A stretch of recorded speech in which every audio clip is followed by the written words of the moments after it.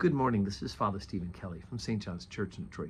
We're continuing our series of daily morning meditations where we generally look at one or another of the lessons that are assigned for morning or evening prayer, what is known as the Daily Office Lectionary.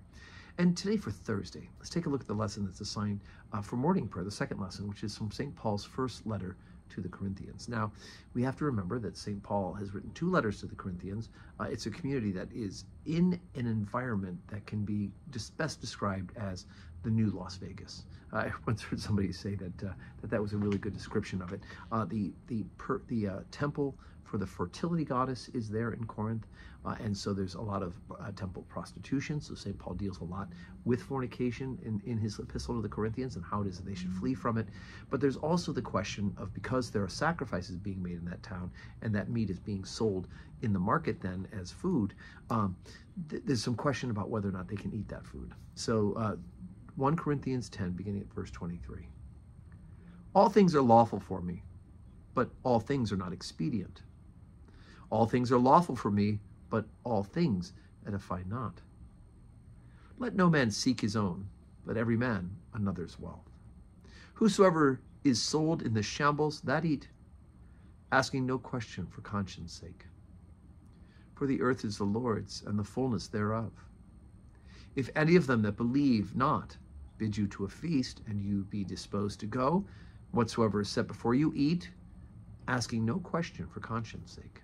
But if any man say unto you, this is sacrifice offered in sacrifice unto idols, eat not for his sake that showed it, and for conscience sake. For the earth is the Lord's, and the fullness thereof. Conscience, I say, not thine own, but of the other. For why is my liberty judge of another man's conscience? For if I by grace be a partaker, why am I evil spoken of, for that for which I give thanks? Whether therefore ye eat or drink, or whatsoever ye do, do all for the glory of God. Give none offense, neither to the Jews, nor to the Gentiles, nor to the church of God. Even as I please all men in all things, not seeking mine own profit, but the profit of many, that they may be saved. Be followers of me, even as I also am of Christ. Okay, so Paul brings up this issue. If you get invited to a dinner with non-believers, and of course this is a big change from with the Jews, they were forbidden from eating with Gentiles. But he says if you get invited and you want to go, that's fine. If they just serve you the meal, give thanks to God for it and eat it. However, if they say this has been offered in sacrifice to these pagan deities, then now for conscience sake, you need to say no. Not because the meat somehow has power, but because this person has now presented it to you as a witness of their pagan belief system, and you cannot receive it as a pagan offering, right? Not that the actual meat has gone bad, but that this person's conscience is giving it to you as that offering. And therefore, you must witness to the truth of God in Jesus Christ, that is a false offering. That is a false God. And therefore you cannot eat the meat. It's for his conscience sake.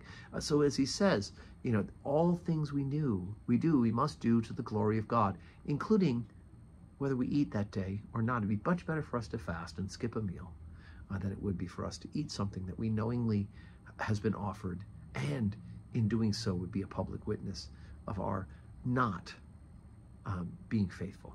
Right? So again, it's not the meat it's not because the meat has been offered per se that the meat is affected, but it's the conscience of the one who's offering it to you with the thought of it being from the temple that now makes it unclean for us. I hope that makes some sense.